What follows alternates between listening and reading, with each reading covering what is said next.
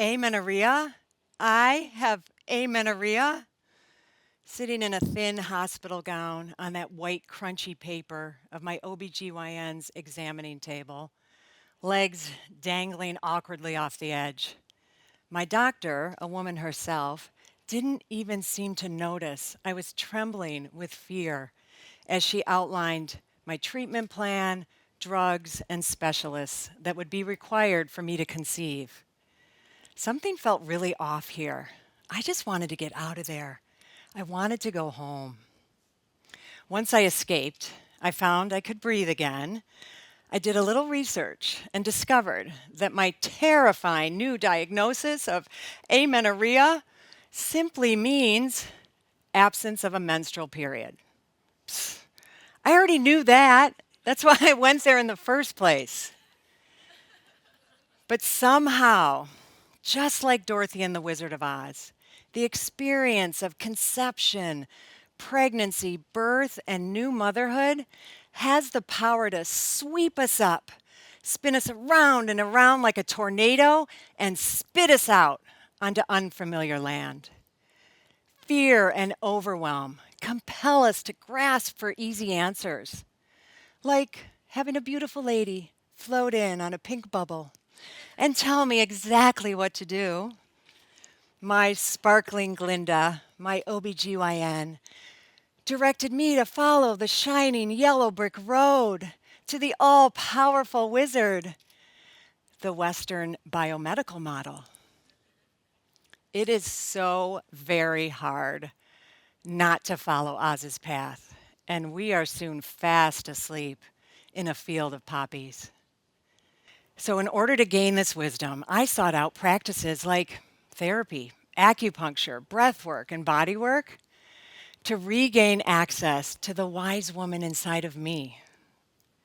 This wise woman showed me the depths of my generational trauma, exposing my subconscious terror of becoming a mother like my mother and the mothers before her. I was terrified to be a parent like my parents. So once I got my blood flowing again, my husband and I wrote an invitation for a soul to choose us as parents and started trying to conceive consciously and intentionally. But many months went by, and just as my anxiety was singing to me of Oz's easy answers, I had a transcendent meditation experience. From deep within, my wise woman proclaimed, "You and Rich are a family, whether you have a child or not. You are a woman, whether you have a child or not." These words pierced my heart, and we conceived the following month. My wise woman next guided me to follow my intuition, do some research, and ultimately choose the autonomy of home birth. I was called everything from reckless to selfish, but empowered by midwives to trust my body and ride the waves of pain. My first thought when our daughter Morgan emerged was, I am a goddess. Our second daughter, Hannah's birth, was beautiful. It was fast and intense. At one point, 2-year-old Morgan quietly slipped behind me, put her little hands on my hips, and swayed them gently but firmly. My pain was instantly alleviated. No one had modeled this for her. How did she know how to do this? The embodied wisdom I had had to work so hard for, she had immediate access to as a toddler. And while these peak experiences flowed from my conscious presence, I tuned out my wise woman many times and lost my way in motherhood. But nevertheless, the wisdom of the ruby slippers, the witch's shoes, is wisdom that has always and will always be there. And I wish all I had to do was consciously click my heels, dream of home to access it, but it's not that easy.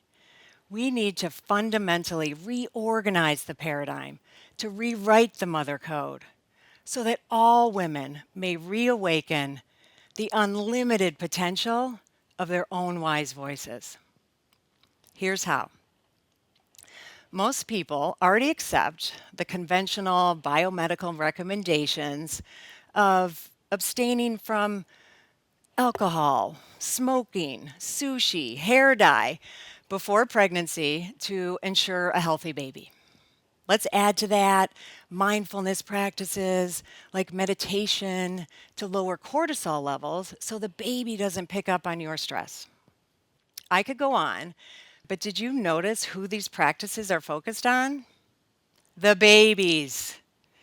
It's time we started valuing the mother's experience beyond being a gestation vessel and delivery system of a baby. I was heartened by a 2024 study in the Journal of Health Psychology, emphasizing a mattress-centric focus. The study showed that women who are empowered in childbirth feel a sense of autonomy, report higher self-efficacy that buoys them in the postpartum period. It makes sense that a woman's positive emotional state during and after childbirth would correlate with the newborn's well-being. But this correlation extends beyond pregnancy, beyond birth. It begins before conception. A 2019 journal article shows that when a woman takes care of herself before conception, not just physically, but emotionally and spiritually, she influences the future baby's core sense of self. Our current cultural conditioning as caretakers makes it so hard to imagine loving yourself as deeply as you love a child. But this is an evidence-based invitation to give yourself deep, nurturing attention and autonomy, knowing that it's what's best for everyone. Furthermore, nourishing yourself is powerful modeling for your future baby. Just as my choices impact my girls, like standing up to a difficult boss, choosing sobriety, writing a book, the influence extends not just at birth and after, but miraculously in the time period before conception. In my doctoral dissertation and work that followed, Rewrite the Mother Code, I emphasize that all women mother. We conceive, create, and give birth, not just to children, which is a beautiful thing, but also to ideas, dreams, careers, relationships, pets, anything we put our caring and creative energy into, we mother. But the most important person you need to mother is yourself. While you may need to tell yourself you're doing it for someone else for a while, I hope you'll start mothering yourself today.